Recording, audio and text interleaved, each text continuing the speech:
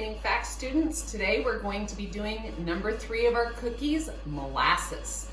These are my favorite cookies. I always tell everybody when we're cooking them in the classroom, if this kitchen screws up, they never will make it to advanced FACS. So don't screw this recipe up.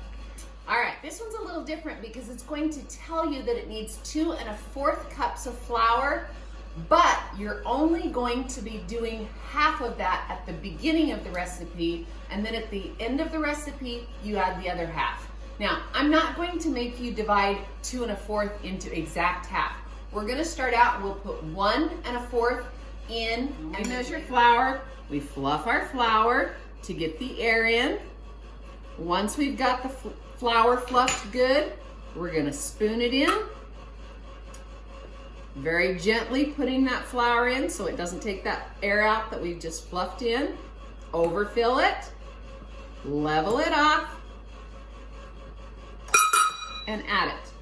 I'm gonna now add my 1/4 cup.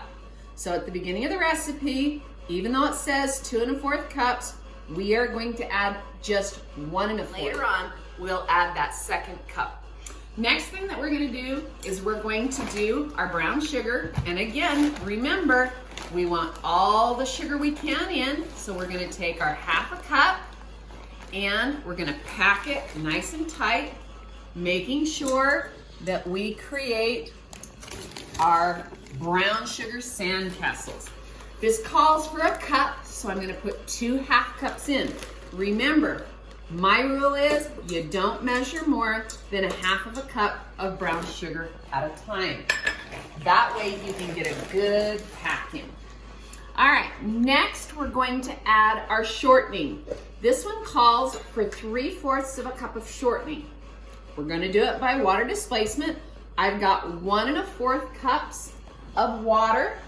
So I'm gonna put shortening in until it reaches 2 cups, and then I will know that I have got 3/4 cup of shortening.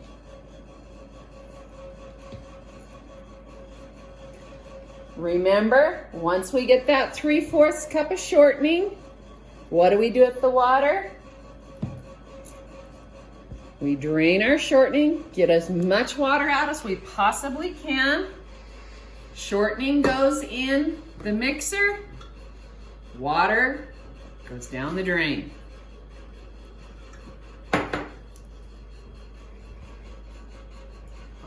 The next thing that we're going to add is our molasses.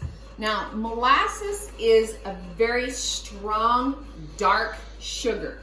I'm gonna add that molasses, scrape it out. The molasses is also gonna be what gives those cookies that dark color that we like so much. We're gonna add our egg now. Crack your egg into a bowl so that if you get an egg shell, you can pick it out before you dump it into the cookie dough. Then we're going to add a teaspoon of baking soda, a teaspoon of ground ginger, a teaspoon of ground cinnamon, and then a 1/2 teaspoon of ground cloves. Now, once we get all those in, we're gonna mix it up. We add that flour to slow down that liquefying process. It's gonna liquefy, but it will liquefy a lot slower because of that flour.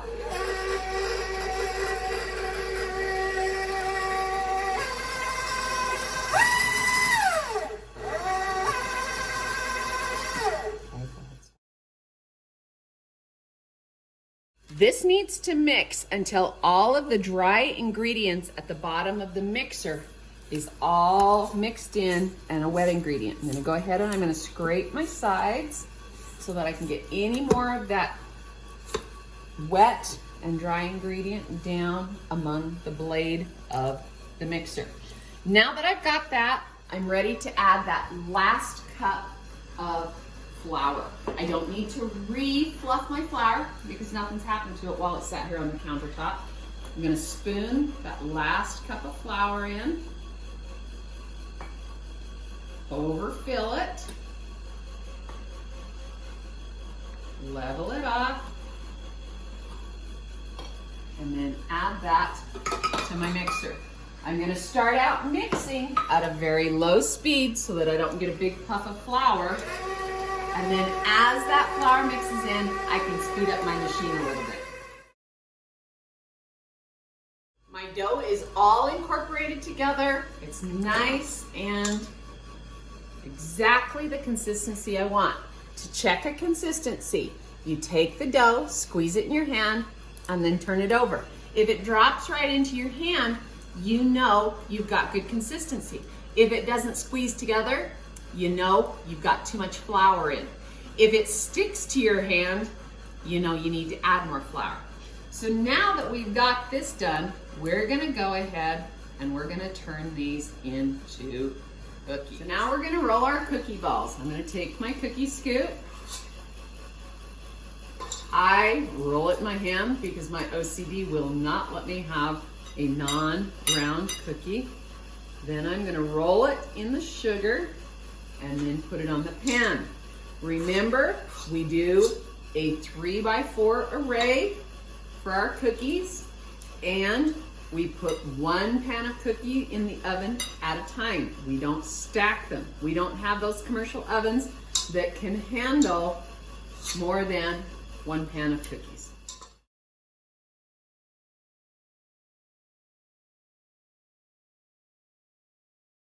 So now that I have my cookies rolled in the sugar, they're gonna go into the oven. It's at a 375 temperature. That's a little bit higher than a typical cookie, and it says 8 to 10 minutes. So guess what we're gonna do? 8 minutes.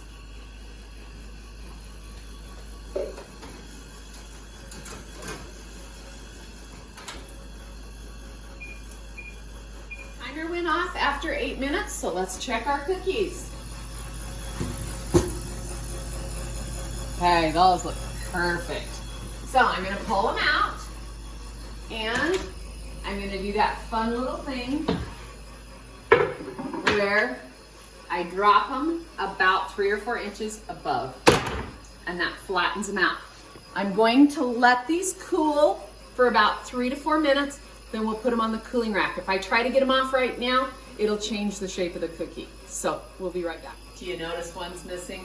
My videographer grabbed it hot out of the oven. So I'm thinking they must be pretty darn good. So we'll get these cookies off, get them on the cooling rack, let them cool a little bit further. But of course, we gotta taste them and make sure they're not poisonous. So here goes. Best cookies ever. Bon appetit.